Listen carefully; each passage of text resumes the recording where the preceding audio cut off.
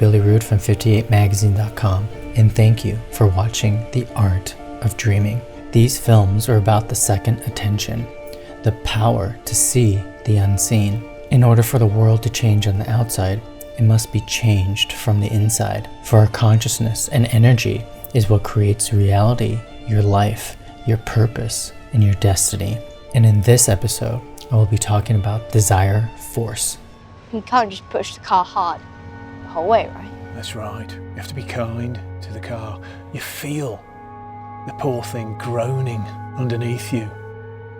If you're going to push a piece of machinery to the limit and expect it to hold together, you have to have some sense of where that limit is. Look out there. Out there is the perfect lap. No mistakes. Every gear change, every corner. Perfect. You see it? I think so. Most people can't. Most people don't even know it's out there, but it is. If you allow a state of feeling to thoroughly take possession, you will find it easier to yield to the same emotion the second time, and so on, until the particular emotion or feeling becomes second nature. If an undesirable emotion shows itself inclined to take upon a permanent base with you, you had better start to work at getting rid of it, or at least to master it. I'm angry nearly every day of my life. You are? I'm not patient by nature. But with nearly 40 years of effort, I'm learning to not let it get the better of me. Well, I'll do the same then. I hope you'll do a great deal better than me. There are some natures too noble to curb and too lofty to bend. Emotions are your guidance system, for how you feel is a direct consequence of your thoughts. Jealousy has an effect upon the bile and causes it to poison the blood. Fear causes paralysis.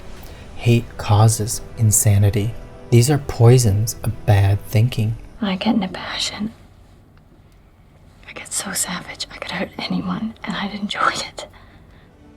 If you give way to a fit of rage, you will find it easier to become angry the next time on less provocation. The habit of feeling and acting mean does not take long to firmly settle itself in its new home if encouraged. People start worrying about big things and then begin to worry about some smaller thing, each indulgence making the habit more at home. The condition of mind known as fault-finding is another emotion that grows fat with exercise. First, fault is found with this thing, then with that, and then finally with everything. Nagging is just a matter of habit. Envy, uncharitableness, gossip, scandal, mongering are all habits of this kind. Each time you give way to one of these negative emotions, the easier do you make it for a recurrence of the same thing or similar ones. This is merely a calling of your attention to this law underlying the psychology of emotions. Dass du des Glückes ein Feind. Schwäch dich. Lass dich zweifeln. Siehst du was du verlieren könntest? Wenn Glück dein Feind ist, dann ist es sowieso zu spät. Dann hast du schon verloren. If you wish to manifest these constantly disagreeable and unpleasant traits, and to suffer the unhappiness that comes from them, by all means do so. That is your own business and privilege, but it will help you to refuse each reaction into these emotions. I am the most sorry for it now. I'm so sorry. Joe, don't let the sun go down on your anger. Forgive her. Help each other. And you begin again tomorrow. You can't win a race by committee. You need one man in charge. But as the car speeds up, everything else slows down. You don't do that. You do this, right? And then you see everything. Count to 10 and breathe in times of anger and fear, and take up the habit of courage. If we wish to conquer emotional tendencies in ourselves, we must earnestly before they cultivate. Outwardly, you can also cultivate the feeling or emotion directly opposed to the one you wish to eradicate. Feel that shimmy? It's your hind legs trying to outrun your front. What do I do? Stop steering and just start driving. This ain't no dead piece of metal. The car's a living, breathing thing, right? She's alive. You can feel her talking to you, telling you what she wants, what she needs. All you gotta do is listen. Close your eyes and listen. We tend to regard ourselves as the creatures of our emotions and feelings, and to fancy that these feelings and emotions are we, but that is far from being the truth. I ruined our friendship with my temper, just as I ruin everything. I'm sure I'll never see him again. I doubt that a sincere friend would be deterred. I wish that were true. If I was a girl in a book, this would all be so easy. Just give up the world happily. It is true that the majority of the race are slaves of their emotions and feelings and are governed by them to a great degree. They think that feelings are things that rule and from which one cannot free himself, and so they cease to rebel. I wish my daddy, he were alive to see this. To feel this. Now, this is not a machine just anybody can get in and easily control. Absolutely not. I had no idea.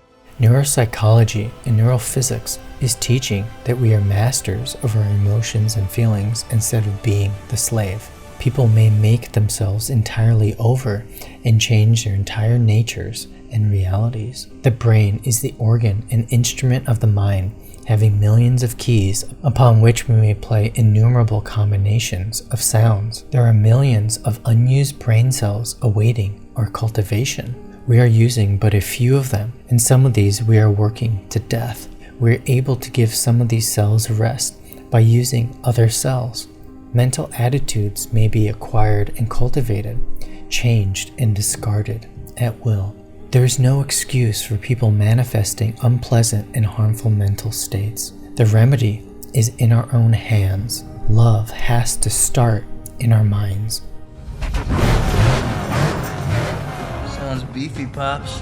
Yeah, I'd give it a little something extra. We acquire habits of thought, feeling, and action by repeated use. I'm world champion and on the verge to become world champion again. And now has the opportunity to win, but it's not so easy to become a champion. You have to really believe it to make it possible. We are just a bundle of mental habits. Each time we indulge in an undesirable thought or habit, the easier does it become to repeat that thought or action. And the more often we give forth a desirable thought or perform a desirable action, the easier does it become for us to repeat that thought or action. All right.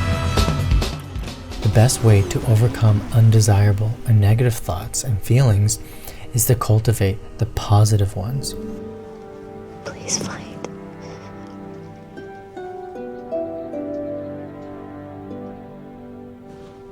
Don't go away. Fight. Please, please just fight to the end and be loud and don't just quietly go away, Beth. The positive thought is the stronger plant and will in time starve out the negative one. Okay, Mr. Two-time Grand Prix, 5-time WRL Future Hall of Fame. Teach me something. By withdrawing from it the nourishment necessary for its existence, the negative thought will set up a vigorous resistance at first, for it is a fight of life with it. If the positive thought is allowed to grow and develop, and consequently, it makes things unpleasant until it has started well into the work of starving it out. Come on, is that all you got? Brain cells do not like to be laid on the shelf any more than does any other form of living energy, and so they rebel and struggle until they become too weak to do so. We experience this as an emotional pain. The best way is to pay as little attention as possible to these weeds of the mind, but put in as much time as possible watering, caring for, and attending to the new beautiful plants in the garden of the mind. Cultivate thoughts of kindness and act as kindly as you can to everyone with whom you come in contact. Love always masters hate, and love always masters sadness.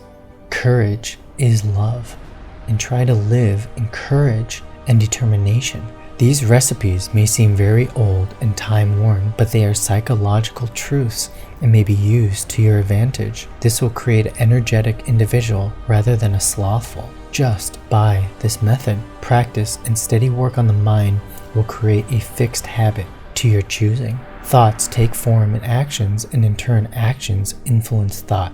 Don't be discouraged at the resistance you will encounter at first, but declare, I can and I will. Racing hasn't changed and it never will. It doesn't matter if racing never changes.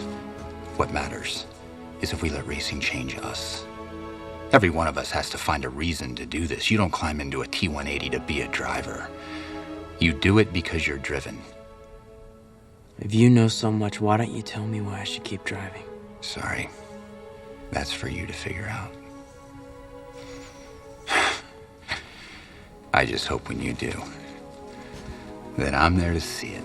Then watch the change come over you, and everything will be easy for you. We're all living as children, growing in the cosmos, awaiting our coming of age. When I watch you do some of the things you do, I feel like I'm watching someone paint or make music. I go to the races to watch you make art. And it's beautiful and inspiring and everything that art should be. Even though there are times when I have to close my eyes. But then there are other times when you just take my breath away. And it's at those moments when I feel your father's chest swell, and I know that he's smiling because he's pretending that he doesn't have tears in his eyes, then I just go to pieces. Why? Because I'm so impossibly proud to be your mom. Oh, it's gonna be okay, honey. You'll see. Reach out for everything and play until you are tired. Like children, they recognize that nothing is too good for them. They feel that the things are theirs by right. That is the condition of the mind that we seekers after the divine adventure must cultivate. May I offer a piece of advice? Stop thinking of it as a curse to have been given an enemy in life. It can be a blessing too. A wise man gets more from his enemies than a fool from his friends. And you know what? He was right. Now look at us. We were both a pair of kids when we met. Hot-headed jerks in Formula 3. Disowned by our families. Headed nowhere. And now we're both champions of the world. It's not bad, huh? No, it's not bad. So don't let me down now. I need you busting my balls. Get back to work. I will, Nicky, I will. But I intend to enjoy myself first. Some of life needs to be for pleasure. And what's the point of having 1,000,000 cups and medals and planes if you don't have any fun? And how's that winning? Everything around us are playthings in these game tasks. If you don't see what you want, ask for it. Throw yourself heartily into the game and play it out. It is good. Just don't let the toys turn the tables on you and become too attached to them. They are not essential to your happiness in the next stages. This is the difference between the master of circumstances and the slave of circumstances. Do not be afraid to ask for more or see that there is plenty for all. A master knows that all are his for the asking, and he demands to play. There's a point, 7,000 RPM, where everything fades.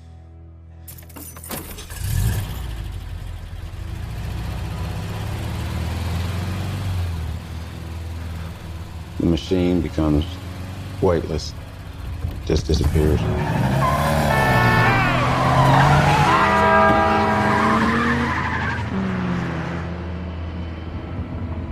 And all that's left is a body moving through space and time.